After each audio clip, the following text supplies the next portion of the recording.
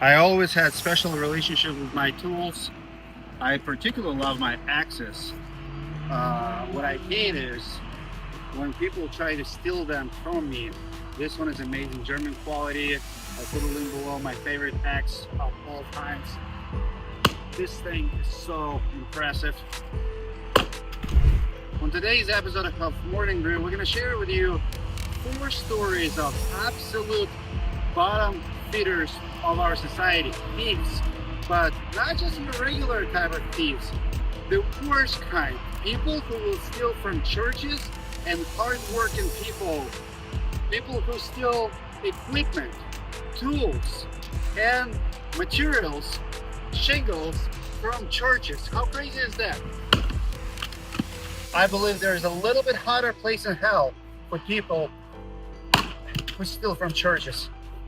And even hotter when you steal tools from people who work hard. Get your coffee, enjoy the episode, link to the X in comments. Welcome back to Morning Brew with the Homeowners. I'm your host, Dmitry Lipinski. Today I have a full house with me. I have Mike Holmes from Minneapolis. I have Taylor all the way from Tennessee. You'll hear it in his voice. That southern heavy accent is with us today. And I have Adam Sent all the way from Canada. Today's topics are going to be all about churches, and we have when churches can't even trust their roofers, you know something is wrong. Today we're looking at 4 of those cases from Kentucky to New England. Every community can learn something from these stories, and I'll share with you a story that happened to me here in Minneapolis. One contractor who got felony charges from stealing from his church all the way at the end of the radio. But the first one, it comes all the way from Kentucky. Shark fisherman was caught stealing $200,000 from a small town church in Kentucky. Police say John Boggs were paid to replace the church roof back in 2023. But the job never started. The church called, texted, and begged for answers. Nothing. Boggs disappeared with the money. A month later, police tracked him down in Florida. He is now facing up to 10 years in prison. Guys, what's your take? Have you heard about stories like this? Well, do you remember we covered a story a while ago when I had a public adjuster, Drew Aga, took money from one of my clients. I believe it was $127,000. And yeah, we covered the story. And I was like, listen, it's one thing to take money from a homeowner. It's another thing to take it from a business. It's a completely different thing to take money from a church. And I was relentless about that. So I remember I got together with Dimitri. We covered the story. And I think the pressure helped. And we did recover the money from him. We were one of the only ones that could recover over $120,000 back. And we built the church. We took a great loss, but the church is good. That guy's in prison.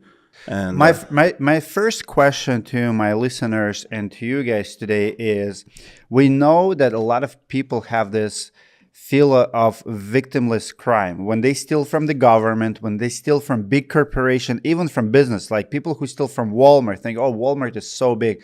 Do you think people feel like stealing from church, it's not stealing from people somehow? I don't. I mean, they have to understand that the church's money is typically going to be coming from the congregation, and that money comes from the work that they're putting in inside of their communities. So, I mean, people have to understand that, hey, if you're taking money from a church, it came from the congregation. I mean, unless they're trying to look at it from just the insurance side of things, like, well, it's just this check from the carrier. But at the end of the day, if you presented a contract and you got it authorized where you were saying, hey, I agreed to do this in exchange for this, and then you decide to just take that money, I think there's a special place in hell for those people. Adam, where are you at? Adam is a new Christian here. I wonder what his take is on. Well, as I'm like it goes beyond faith. Like I personally think that they'll receive their judgment. But I have this saying that I didn't make up. It's hurt people, right? And I think that people will not necessarily discriminate between a church and any other business because they're just a lot of times people only see the scope of their own problem. Like there's a guy named Two Gun Crowley who famously was, getting freaky with some girl at some lover's lane on some hill, and a police officer approached the car. He got out, shot the cop, emptied his gun into the cop, grabbed the cop's gun, shot him one more time. When he was on the stand, he said, "Under this coat lies a weary man who wouldn't do anyone any harm." So I think that people do things because they've found a way to justify in their hearts and their minds. And I don't agree with it. I don't think anybody could agree with it.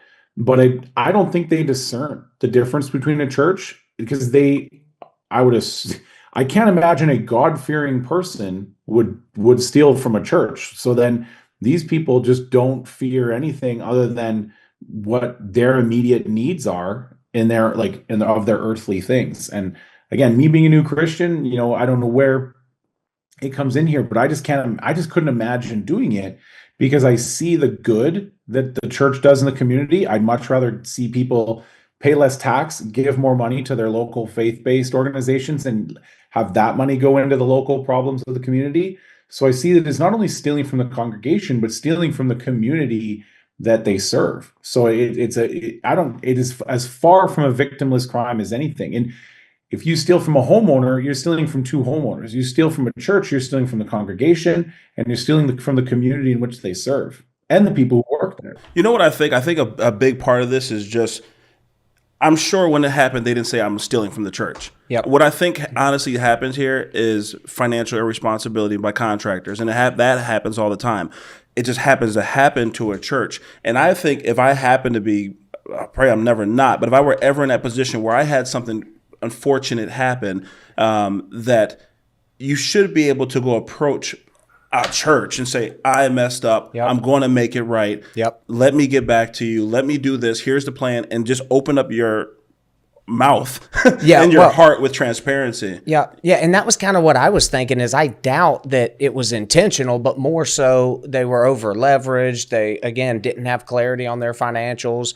They spent the money before they were able to get it done to get out of supplier debt. And so maybe they meant well behind it, but then again, you have to be able to have ownership of that and be like, look, I made a mistake and I would love to work out a plan, but also be willing to turn yourself in to go to jail, because you're the one that decided to start this company and then you didn't get yourself educated on how to run your financials that led you to this mess. So ultimately owning up to it and saying, hey, if you think that I need to go to jail, then let's do that. Yeah, let's have a conversation and figure out what we can do because here's what I did and I hate it, but let's work together and figure out a way we can get this done. Right.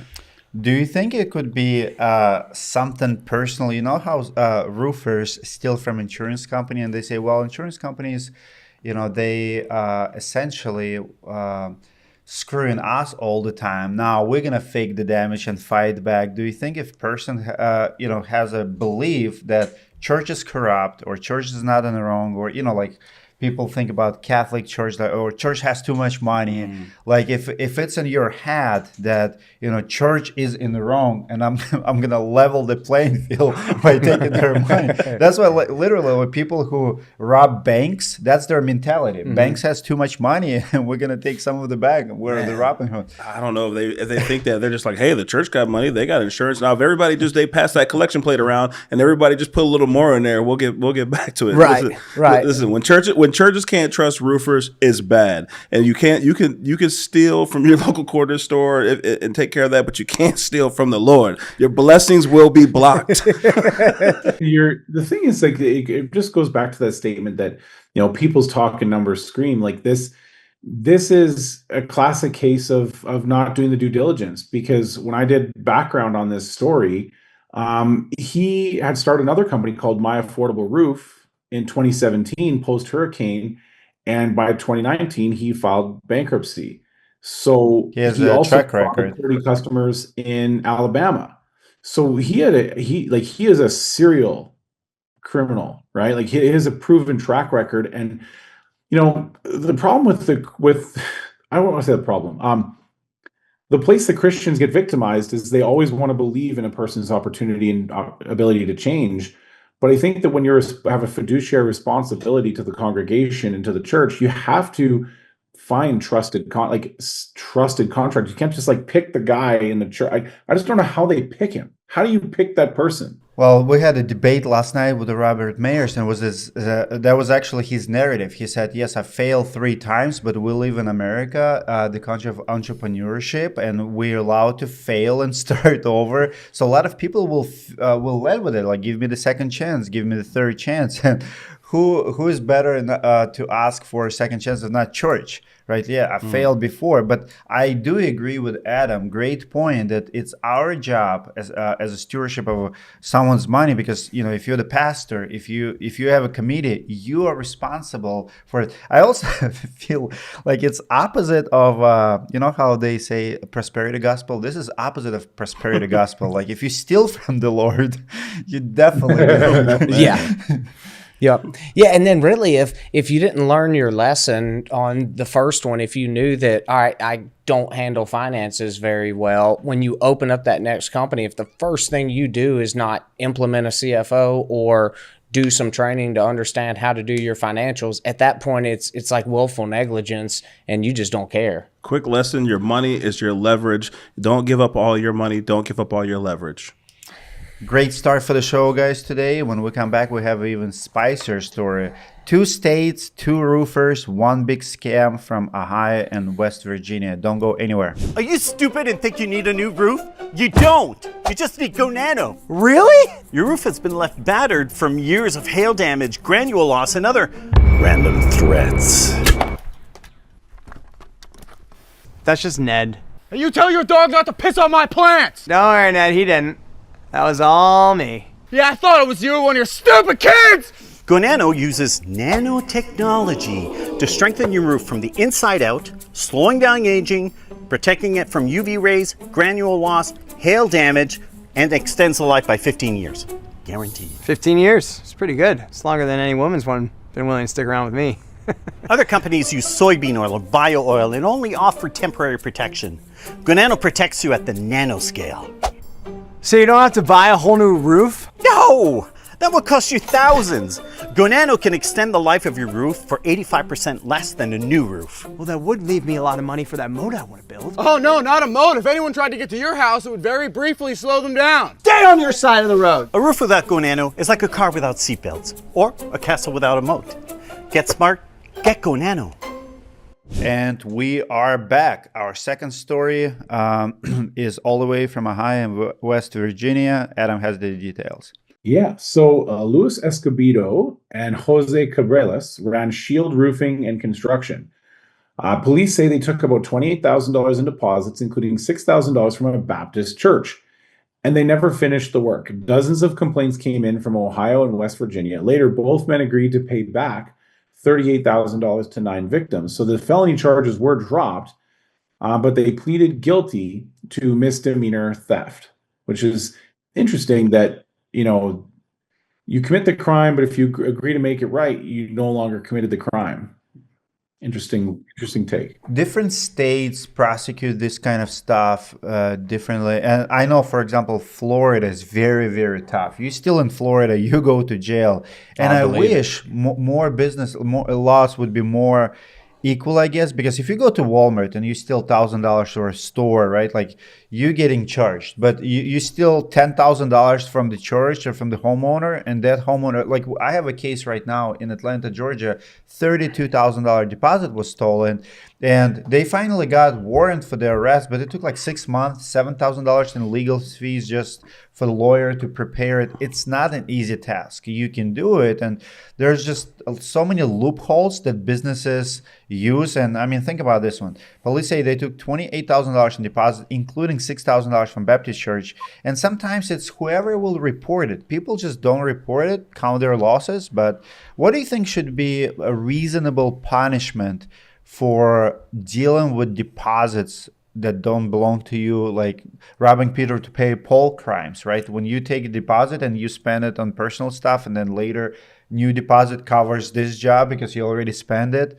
What should we do with those people? I definitely think that I agree with giving them the incentive to have the sentence reduced, because if I were that person and if I had a felony and I'm trying to have my business and I got my license, What's your motivation to end this thing? If you lose your license, you get your felony, you just got this restitution that you have to pay back, and maybe you're not as motivated to pay it back. If you know that there's a carrot at the end of the stick, I'm not saying let them off. I'm just saying if you reduce the sentence. So, for example, if he had a felony and then it dropped to maybe it shouldn't have been a misdemeanor, maybe it should have been a gross misdemeanor. I don't know. He should 100% have probation. He should have some sort of probation with the people who are holding his license. These things should be active and his record should be public for people to see. But hey, if the guy makes it right, you make it right. You know. Yeah, and I definitely like that, especially if it's something where it's like, hey, we're going to be charging you with a felony. Here's the amount that you owe. If you agree to pay back this, once that's paid off, then we'll move that down to a misdemeanor theft or something. But it ultimately maps it out of like, hey, we're always going to show on your record that you were charged with a felony, but that you went through this program to get the people paid back, but then you're going to have forever this other blemish because you still made the mistake.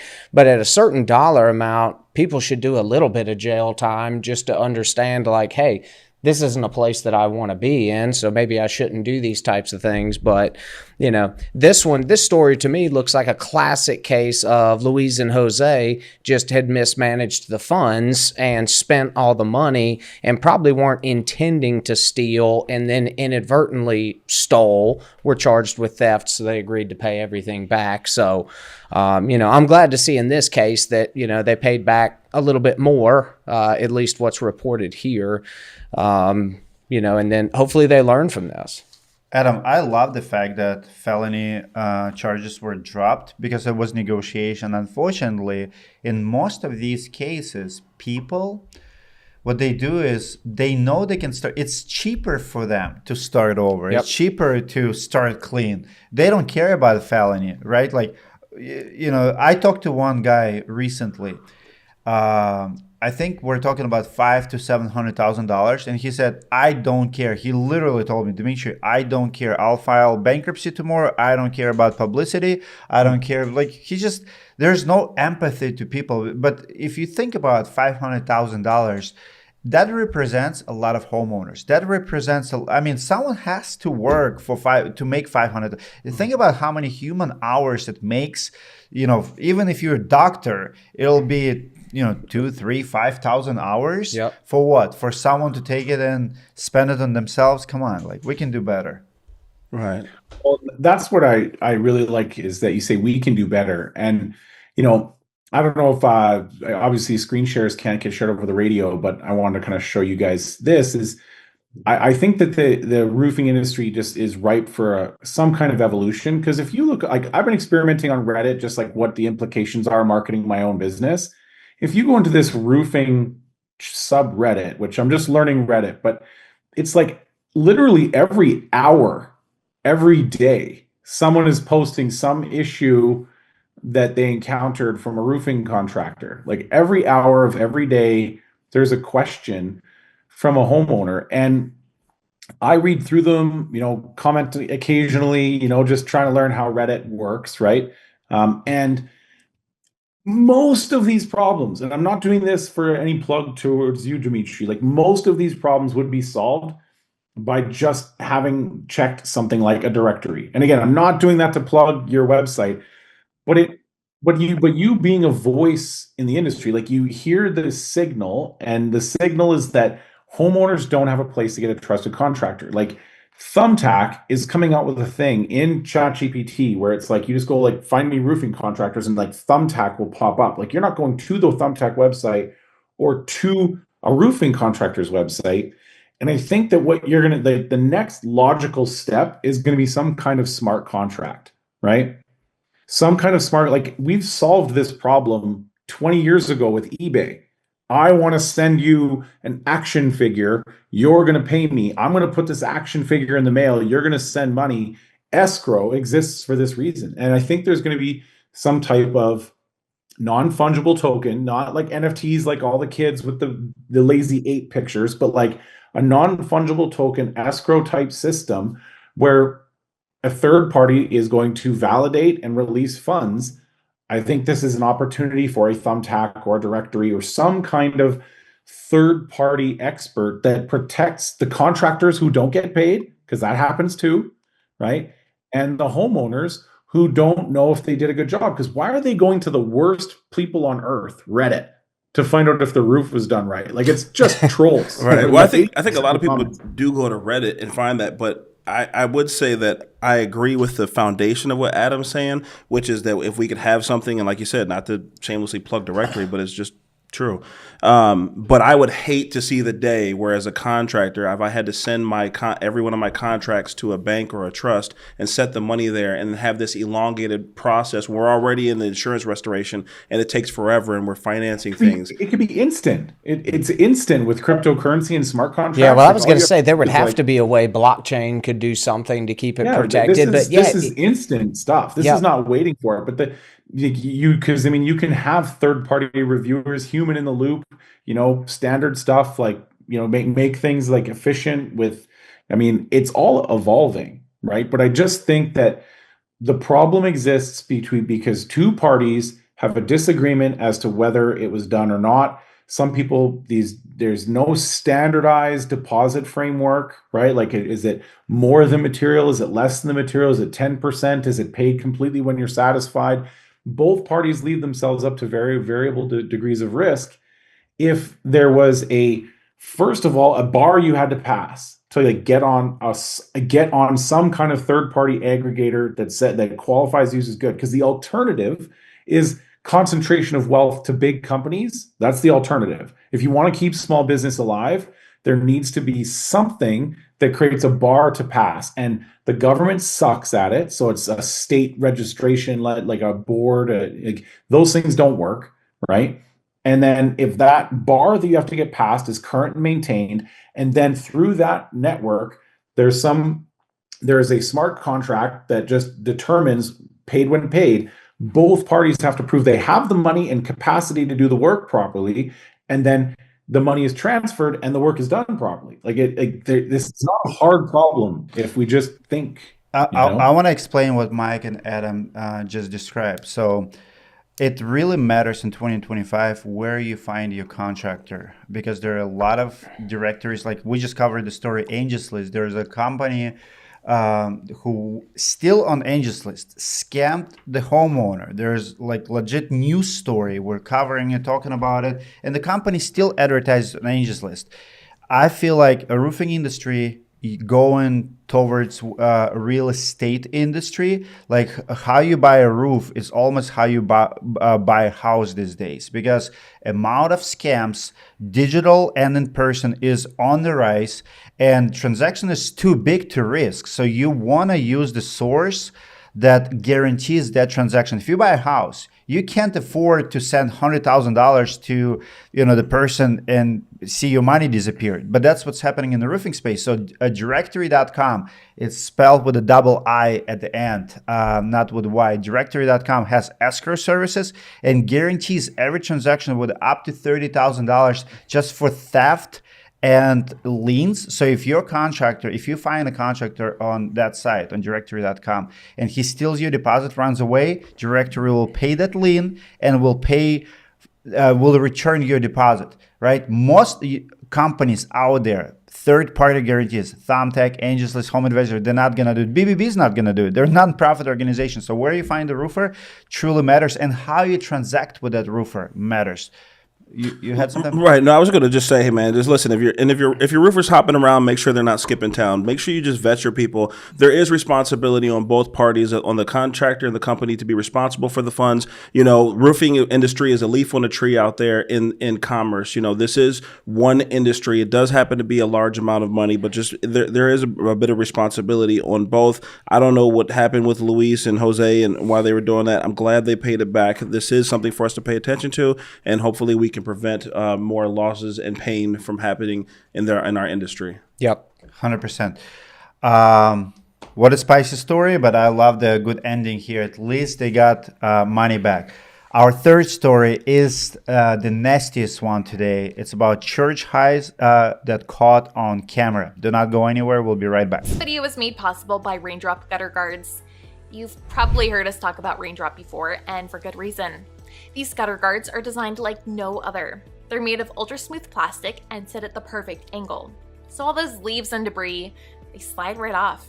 In the winter months, the guard's dark color stays warm in the sun, stopping ice in its tracks. No buildup, no clogs.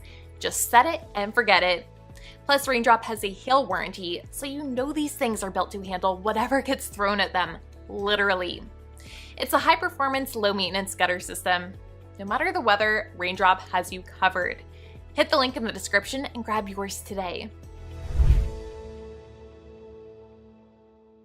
And we are back. Keep drinking our coffees, teas. I'm on the third cup right now. The third story is all the way from Missouri. Taylor, what's up with this one? Yeah, so this one was that church heist caught on camera. So there were two men in Missouri who were caught on camera stealing bundles of shingles from a church parking lot.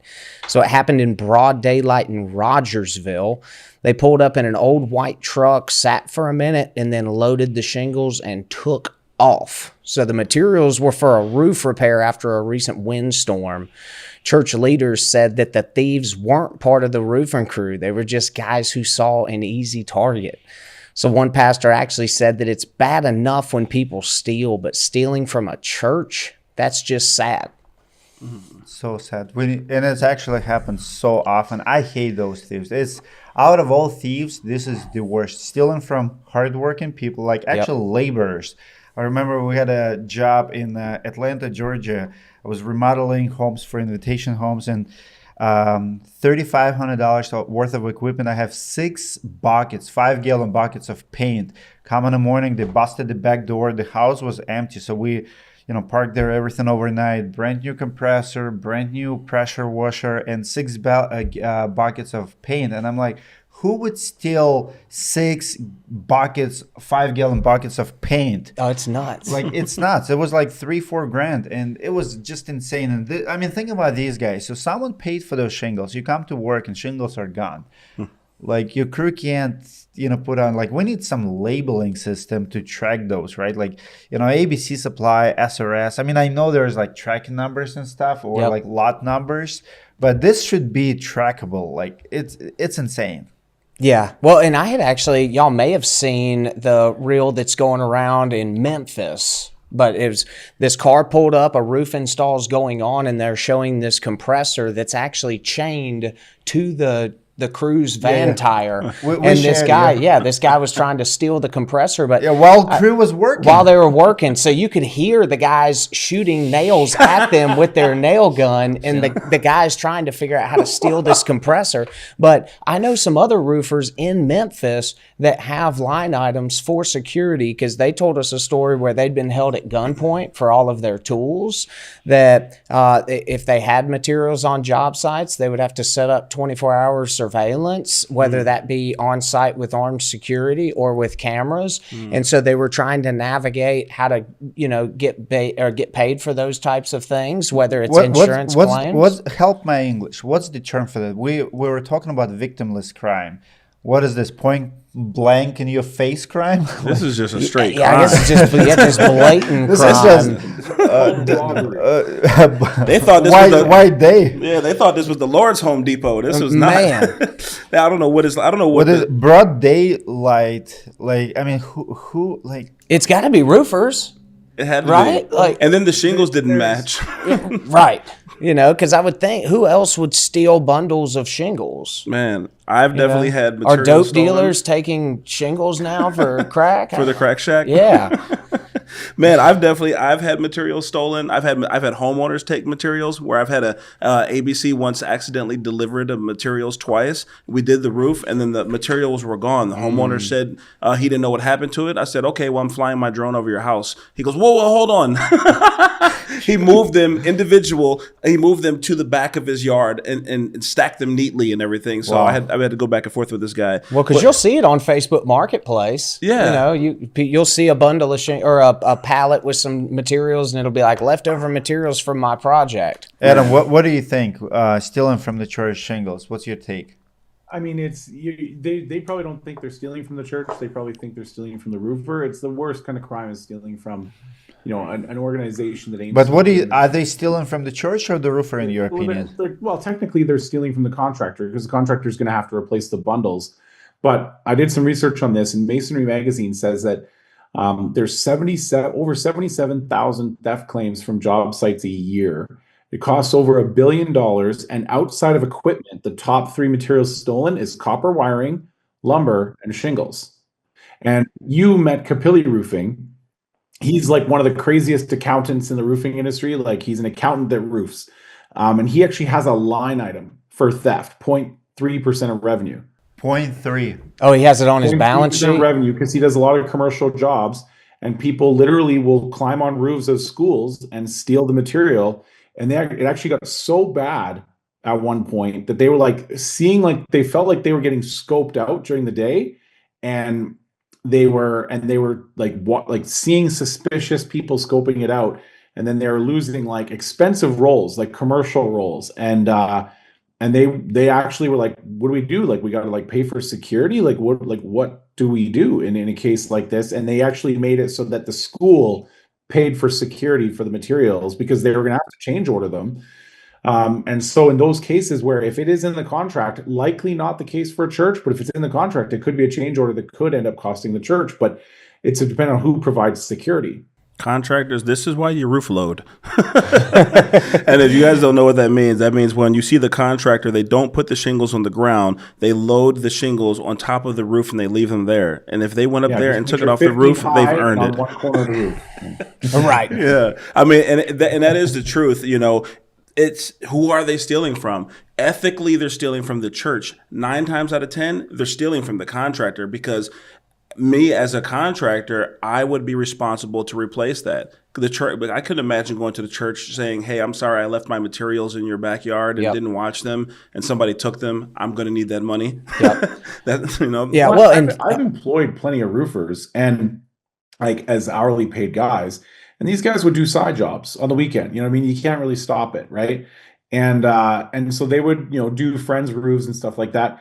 So like if a lone roofer, right, like just a couple of guys that are on a crew, if they see 90 bundles of shingles on the ground and they can go and find a way to get 50 of them loaded into their truck at night because they're on the ground outside some house or building, like for them, that's like they take that material, they go do a side job, like that's a ski trip. Like the incentive is very high for a very small outfit. So it's 0.3% of Capilli's revenue, but it's the difference between having a ski trip and not having a ski trip for the roofers. You got to protect your materials and roof load like you're talking about. And this is where logistics comes in place, right? Don't load a roof 5 days in advance in a busy storm impacted neighborhood. Because you put 5 roofs on the ground and come back a week later and you're in a storm area, like somebody's taking them. Yeah. And if you do, put it in front of the Ring camera. Yeah. Let's do a quick poll. So if all four of us been in a roofing business, let's count our losses. Taylor, you've been in business 5 years. Dollar amount that people stole from you. Office theft, job site theft, tool theft. We've probably got about 30,000, I would say, and 20 of that was from a contractor that we ended up filing a lawsuit against, and ended up getting that money back. But it took a long time. But I would say about 30 grand is what we had been taking for over 5 years. Adam? Mike here is doing the math. I need a pen. I would say before I moved to the States, I would say it was under about 30. I would say it's about under 30 grand. Afterwards, I think it creeped up to about 100. I'm about 40, 50,000. We have a trailer stall. Oh, actually, no, with the trailers, so probably 60, 70. We have 2 dump trailers and gutter trailers stolen from us. Plus, 2 vans was broken in and they took all the tools out in Brooklyn Park, Minnesota. I had $10,000 in Christmas lights stolen. Now I covered about half of it because it was strewn along the ground where my GPS on what are the thing they call in the GM trucks? The thing OnStar? Oh, yeah. We were able to follow where the truck went. We got about half of it on the ground as they drove away because I had $10,000 of Christmas lights in the box of a truck that got stolen. We got the truck back and half the lights. Well, that story I just told you about, that guy, that was $5,000 in material. I had last year, I had somebody stole my work van it was probably only worth about $3,500, but I had about $10,000 worth of equipment in it. Yep. The main thing was a big ice steamer. I had a contractor steal my ice steamer before that happened, because that was the second one I bought. And I've had just small things like ice and water, a couple rolls taken here and there. Yep. And the biggest loss that I think I've probably taken as a contractor has been either draws for commissions that people ran off, either that or homeowners, you help them get the money and then they don't come back. Yeah, because I wasn't even counting that one. Yeah, right. Because that would probably be over six figures. But Yeah. Mike, those are rookie numbers. You have to work on that. Yeah, we got to pump those You're not up. doing enough business. Your theft numbers are not 6 digits yet. I want to give advice to my contractors listening. I know we have contractors in the audience. Guys, this is business. You are easy target. There are a lot of bad people out there who literally target contractors, hardworking people. I think there is a harder place in hell for those people. But if that's you, if that happens to you, you can't let that stop your productivity. People always ask me after each incident, like, Dimitri, how do you go on? Because the sooner you come back to the workforce, the sooner you take care of that work order, keep making money. You have stolen trailer, fine. You were able to buy it once, you'll buy it again. But if you let this get into your head, it'll affect you. It'll affect your productivity, and sooner or later you'll quit the business because you will believe that everybody's bad and it's so hard and you're the target. So can't have victim mentality when it happens to you. Yep. Yeah. I mean, it's just kind of one of those, you need to expect that things like that are going to happen the longer that you're in business, and obviously consult with the people that have been in the industry a lot longer. And how did you navigate this? What are some things I could potentially put into place on the front end to protect myself?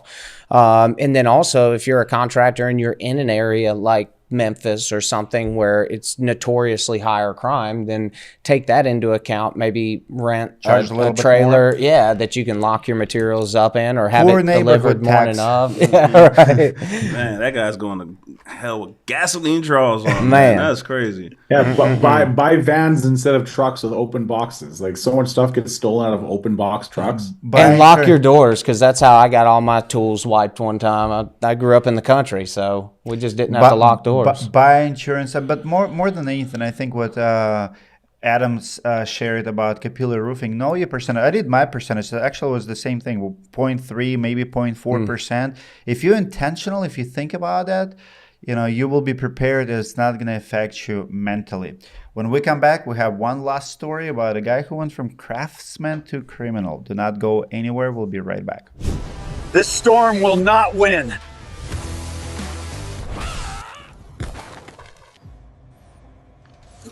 What happened to this guy?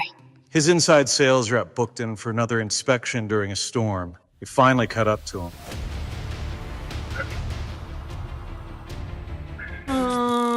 If only he had Agent One, the AI agent custom built for roofers.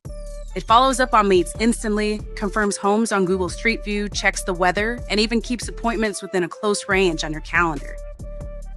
If a roofer were listening to this, they could try it completely for free. Just fill out the form. Roofers are already seeing 3-to-1 returns in profit. They'll never miss a lead or end up like that guy. Did I close the deal? No. Your competitor had Agent One.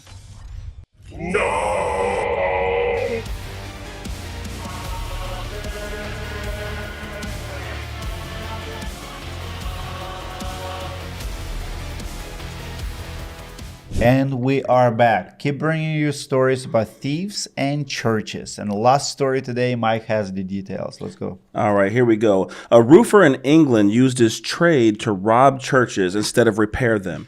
Joe Crossley was caught stealing stone roof tiles from historic buildings across Wiltshire County.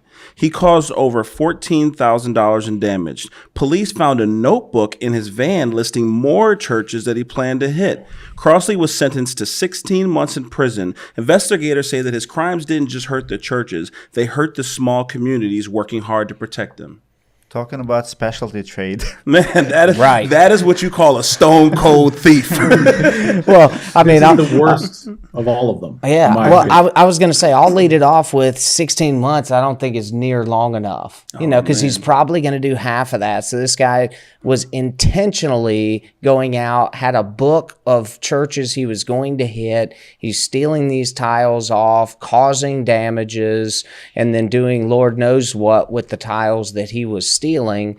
I mean, I feel like Crosley should be sitting there for 3 to 5 years. I mean, he was literally using churches for a scrapyard. Right. He was going to churches. Go ahead. All you did was teach him how he's going to get caught. You know what I mean? You just taught him one way he's going to get caught, to not do it, like to not do this again. I mean, and to actually directly say, I'm going to go at night, take a roof, climb a roof, and pull tiles off a roof, because then what? You're going to use them to sell them? Like, what do you like? You know what I mean? Like the thought of that is just unforgivable, and I just can't believe that the dollar amount is small, so the sentence is small. But there's a difference between man's law and God's law, and this is a terrible thing to do. Like, this is a terrible thing to do. Like, a terrible person to victimize. I think personally that people like that exist in our society because of how they grew up. Maybe he didn't have a father, or father figure. Someone did not raise that child, right? We learned this lesson, what not to do, not to steal, when we were very little, right? And to even think, like, to have that train thought, think about how many steps does it take to calculate this. I'll do this, then I'll do this, and I'll get away with it. Like, it's insane. It's go drive around on a Tuesday and be like, what kind of roof does that church got? Right. I'm gonna write that down in my notebook. Like, there's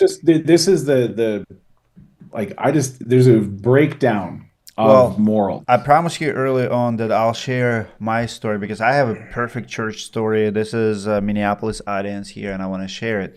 Name is Steve Odenthal. It was a Seventh Adventist church here in Eden Prairie, actually. He was a board member, used to work for me.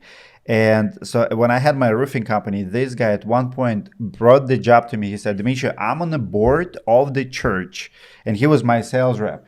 And I'm going to have our, Storm Group Roofing, my roofing company, to do it. So he brought me $30,000 check. He said, here's the check, but they are not ready to do it until later. So pretty much I cashed the check for him. And he said they're going to do the roof in the summertime when kids are off.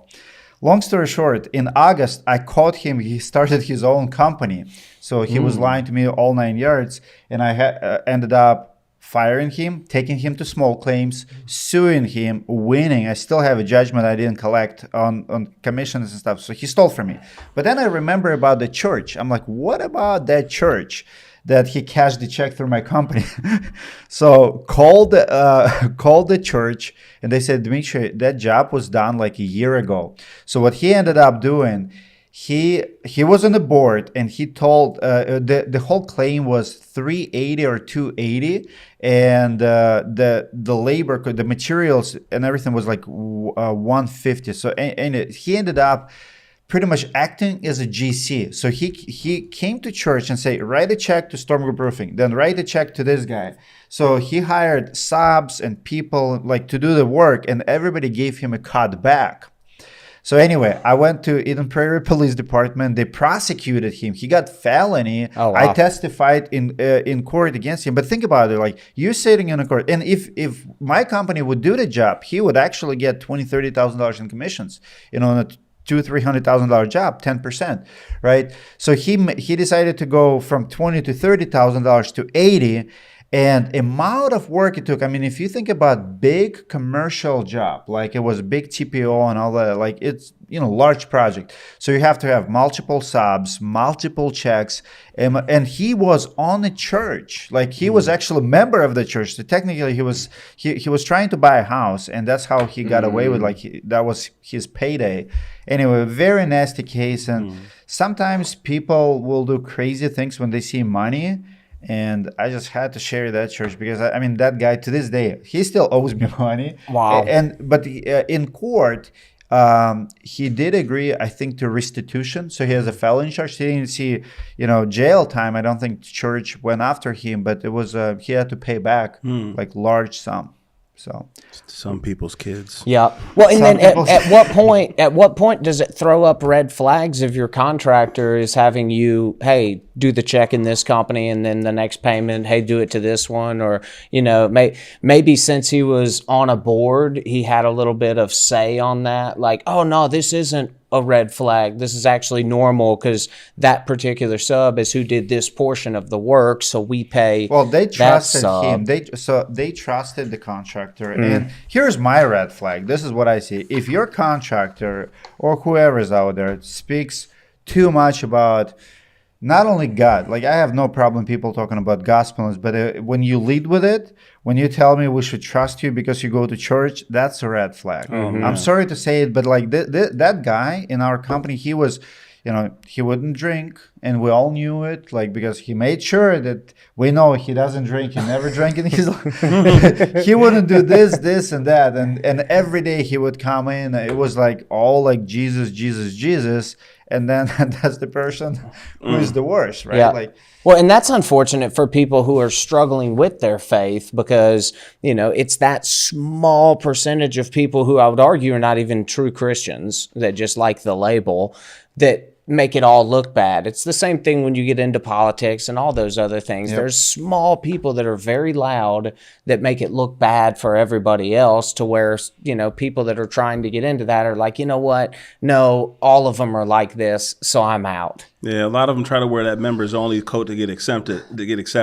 They might come into, for example, in that place, he might have tried to put on the board coat so he could be one of them to get the job and do the Jesus, God thing, so they can let down their guard and say, oh, we can trust him and he can get what he wants. Right. Or is that the reason he even joined the church? Is, I can join the church. He might have seen a bad roof. He might have seen a bad roof and started showing up to their schedule. You just never know. Could have.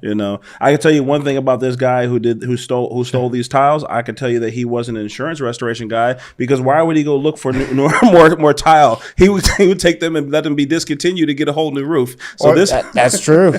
Or he would break them and to file turn around and do a vandalism claim. Hey, I noticed that you had some tiles missing. It looks like somebody stole them. We can help you do a vandalism claim. Or come at night and break them and claim. Oh my goodness.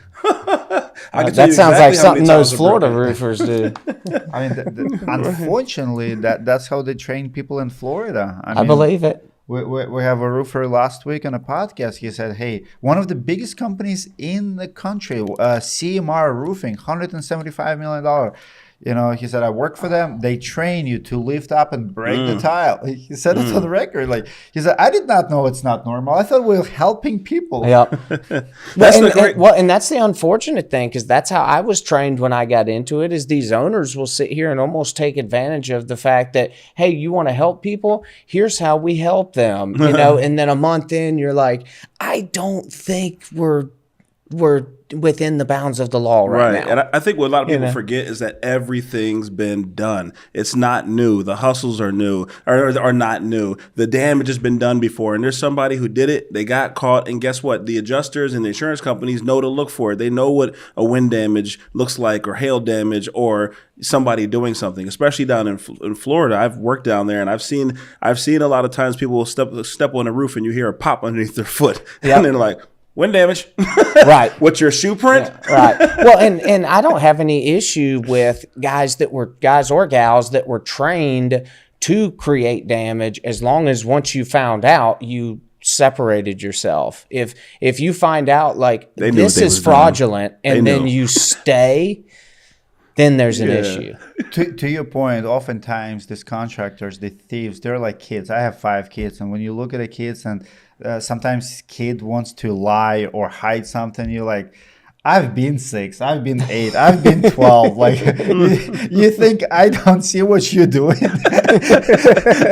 I think God looks at us sometimes like, oh, I know He does. You don't think I know what's going through your heart Absolutely. right now? I couldn't imagine being that guy at nighttime, getting the ladder, setting it up, climbing up there, getting the tool, working it. I mean, that man put in work. That's the special kind of guy, man. I don't know who would put in all that kind of work to do that. I don't know if he was fixing something he broke somewhere else, or he was setting up the claim, or whatever he did. But if ever there was a man that should have slipped and fell off a roof, it was him.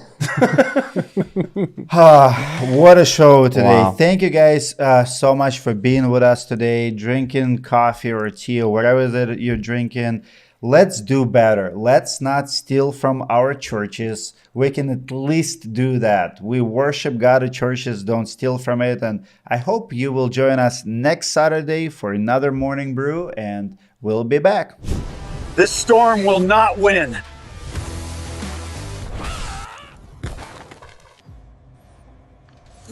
What happened to this guy? His inside sales rep booked in for another inspection during a storm. We finally caught up to him.